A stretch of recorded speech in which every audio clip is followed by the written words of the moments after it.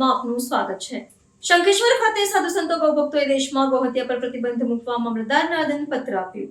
ભારત વર્ષની હરિભૂમિમાં આદિ અનાદિકાળથી સનાતન ધર્મમાં ગાયને માતા તરીકે પૂજવામાં આવે છે। ભગવાન શ્રી કૃષ્ણ પણ ગૌપ્રેમી હતા, તેમજ ગાયો માટે અનેક વીરોએ બલિદાન આપી શહીદ થયાના બનાવો બનેલા છે। ગાયનું દૂધ, ઘી, માખણ, છાશ ગૌ અર્થ દવા તરીકે વાપરવાની આયુર્વેદિક ડોક્ટરો સલાહ આપે છે, પરંતુ અત્યારે ચોખ્ખું ઘી દૂધ માત્ર ગ્રામ્ય વિસ્તારોમાં મળી રહે। શહેરી પ્રજાના નસીબમાં ગાય તો ઠીક, પરંતુ ચોખ્ખું દૂધ મળતું નથી, માત્ર થેલીઓના દૂધથી ચલાવી લેવું પડતું હોય છે। તેમાંય અત્યારે ડુપ્લિકેટ દૂધ બજારમાં પકડાયાના બનાવો સામે આવેલા છે। આ ડુપ્લિકેટ દૂધની વાનગીઓ આરોગવાથી લોકોમાં અનેક પ્રકારના રોગો જોવા મળતા હોય છે, જેથી ગાયને બચાવવા સાધુ સંતો સાથે ગૌભક્તો મેદાને ઉતર્યા છે।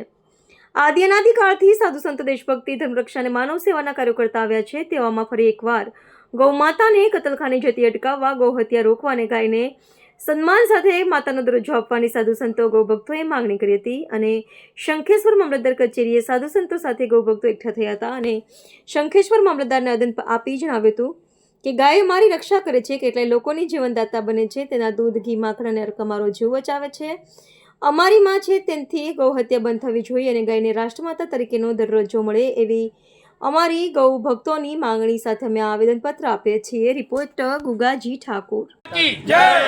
વર્તમાનમાં આખા ભારત દેશમાં માનો કે અલગ અલગ રાજ્યમાં ગૌને લઈને અલગ અલગ ગૌ માતાને લઈને અલગ અલગ નિયમો બનાવ્યા છે। માનો કે કોઈ રાજ્યની અંદર ગૌશાળામાં ગૌની પાલન માટે 50 રૂપિયા મળતા હોય રાજ્ય તરફથી, કોઈ 100 રૂપિયા મળતા હોય, પરંતુ અમારો એવો આગ્રહ છે કે આખા ભારતમાં ગૌ માતાને લઈને એક જ વિષય બને। ગૌ માતાના જે પાલન માટે ગૌશાળામાં જે ફાળો મળે છે સરકાર તરફથી, જે અનુદાન મળે છે એ સમાન પ્રમાણમાં મળે અને અમુક રાજ્યોમાં ગૌ માતાનું માંસ પણ ખવાય છે, જેના પર કોઈ લીગલ બંધારણ છે નહીં, પરંતુ દરેક રાજ્ય માટે એક જ પ્રકારનો નિયમ બને। દરેક રાજ્યમાં ગૌશાળાના ગૌ માતાના જે ગૌ માતાનું લોકો માંસ ખાય છે એના ખૂબ જ સખત નિયમ બને અને કોઈપણ પ્રકારે ગૌ માતાનું કાપવામાં ના આવે એવી અમારી બધાની માગ છે અને આખા જ દેશમાં ગૌ માતાને લઈને એક જ નિયમ બને।